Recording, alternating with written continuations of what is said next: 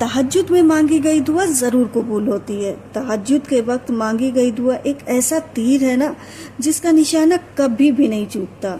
उलमा तो यहाँ तक कहते हैं कि अगर इंसान को किसी चीज़ की ख्वाहिश है और वो तहज्जुद में उठकर उस चीज़ के लिए दुआएं नहीं मांग रहा है ना, तो असल में उस इंसान को वो चीज़ चाहिए ही नहीं। तो तहज्जुद के वक्त अल्लाह आपके सबसे ज़्यादा करीब होता है। तो इस वक्त अपनी दुआएं अल्लाह से मनवा लीजिए। आज हम बात करेंगे तहज्जुद के नमाज की फजीलत के बारे में। तहज्जुद एक ऐसी नमाज है जिसे दुआओं की कबूलियत की नमाज भी कहते हैं। तो अस्सलाम वालेकुम, मैं हूं Shama Shahnawaz and welcome back to my channel. I hope आप सभी खैरियत से होंगे। अल्हम्दुलिल्लाह मैं भी बिल्कुल ठीक हूं। तो चलते हैं अपने टॉपिक की तरफ। आपको पता है ना कि तहज्जुद के बारे में हमारे हुजूर ने क्या फरमाया है, कि हमारे सरकार फरमाते हैं ना कि जब तहज्जुद के वक्त कोई नौजवान चाहे वो मर्द हो या फिर औरत, जब वो तहज्जुद पढ़ता है ना तो अल्लाह ना फरिश्तों के सामने उस नौजवान पर ना फख्र फरमाता है। अब आप ही सोचिए, जब हम कोई अच्छा काम करते हैं या फिर हमने जैसे किसी की हेल्प कर दी या फिर कोई अच्छा काम कर दिया, तो जो हमारे बड़े बुजुर्ग होते हैं ना, जब वो हमारी तारीफ करते हैं ना तो हमें कितना प्राउड फील होता है, हमें अंदर से कितनी खुशी होती है। तो फिर जब हम रातों के सन्नाटे में उठकर तहज्जुद पढ़ते हैं तो हमारा रब भी हमसे राजी हो जाता है। इसमें ना हर तरफ से ना हमारा ही फायदा होता है। एक तो हमारा रब हमसे राजी हो जाता है, सबसे बड़ा फायदा तो यही है। और दूसरा, अगर कोई हमारी दुनियावी परेशानी है, मुश्किलें हैं, तो इस वक्त मांगी गई दुआ अल्लाह कभी भी रद्द नहीं करता। अच्छा, मैं आपसे एक बात बताऊं ना, कि जब तक हमारा रब ना चाहे ना, हम तहज्जुद में उठ भी नहीं पाते हैं। हम तमाम दुनिया की मुश्किलों से, परेशानियों को झेलते रहते हैं, जूझते रहते हैं उनसे, लेकिन ना हमारी तहज्जुद की तरफ हमारा ध्यान ही नहीं जाता है। जबकि हम ये बात बहुत अच्छे से जानते हैं कि तहज्जुद ऐसी नमाज है जिस वक्त मांगी गई दुआ अल्लाह कभी भी रद्द नहीं करता। जैसे कि मैंने शुरू में भी आपसे बताया ना कि उलमा कहते हैं कि अगर किसी इंसान को किसी चीज़ की ख्वाहिश है या फिर कोई मुश्किल है, परेशानी है या फिर कोई ऐसी दिक्कत है ना जिसका कहीं से भी दूर दूर तक कोई हल नहीं दिखाई दे रहा है, और वो तहज्जुद में उठकर उस चीज़ के लिए दुआएं भी नहीं मांग रहा है, तो असल में उस इंसान को वो चीज़ चाहिए ही नहीं।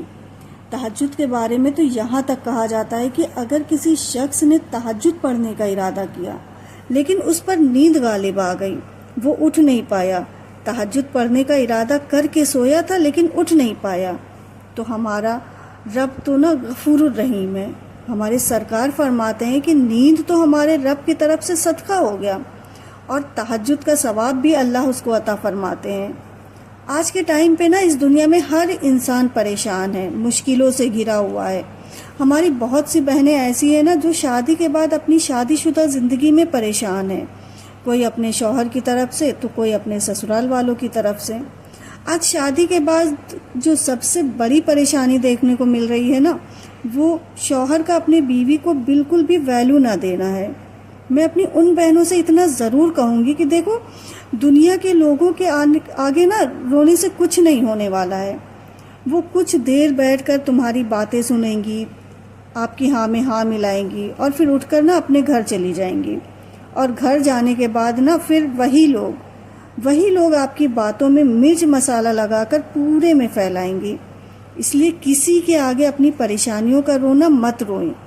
अगर रोना ही है ना तो रात के सन्नाटे में उठकर अपने अल्लाह के आगे रोएं, गिड़गिड़ाएं, उसके आगे अपने मसले रखें। रात में जब तहज्जुद का वक्त होता है ना, तो उस वक्त अल्लाह अपने बंदों के सबसे करीब होता है। और मैं कहती हूँ ना कि सिर्फ एक महीना आप ये करके देख लीजिए, धीरे धीरे आपकी बड़ी से बड़ी परेशानियाँ भी दूर होने लगेंगी।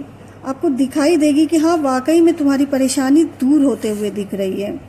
और फिर अल्लाह तो ना दिलों को फेरने वाला है। जब अल्लाह अपने बंदों के दिलों में मोहब्बत पैदा करता है ना, तो फिर वो सच्ची मोहब्बत होती है। देखिए, मैं यहाँ पर ना एक बात बताऊँ आपको कि अगर आज के टाइम पर हमारी ज़िंदगी का सबसे बड़ा कोई साथी है ना, तो वो परेशानियाँ ही हैं। जब तक हम इस दुनिया में हैं ना, तब तक कोई ना कोई परेशानी, मसले, मसाइल लगे ही रहने हैं। تو ہمیں اس پریشانیوں سے بھاگنا نہیں ہے، بلکہ اس پریشانیوں کو دور کرنے کا حل ڈھونڈنا ہے۔ اور جو سب سے اچھا اور سب سے بہترین جو حل ہوتا ہے نا، وہ ہمیں اپنے دین کی طرف سے ہی ملتا ہے۔ آج انسان اپنے رزق کو لے کر پریشان رہتا ہے، کسی کا کاروبار نہیں چل رہا ہے، کسی کو رزق کی تنگی ہے، کسی کا کاروبار ختم ہو چکا ہے۔ آج انسان ہر طرح سے رزق کو لے کر پریشان ہے۔ اس مہنگائی کے دور میں انسان کا سب سے بڑا مسئلہ کہیں نہ کہیں رزق کو لے کر ہے۔ لیکن تہجد کی نماز ایک ایسی نماز ہے نا، جسے پڑھنے سے اللہ اس انسان کو رزق کو کشادہ کر دیتا ہے۔ اللہ پاک رزق کو کشادہ کر دیتے ہیں۔ اللہ اس جگہ سے اس کو رزق عطا کرتے ہیں نا، جہاں سے اس کو گمان بھی نہیں ہوتا ہے۔ تہجد کی نماز نا اللہ نے بنائی ہی قبولیت کے لیے ہے۔ اگر کوئی دعا تمہیں تہجد تک لے گئی ہے تو پھر جان لیجئے کہ آپ کی دعا کی قبولیت ہو چکی ہے۔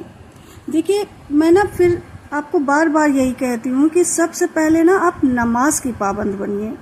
پہلے آپ 5 وقت کی نماز پابندی سے پڑھیے۔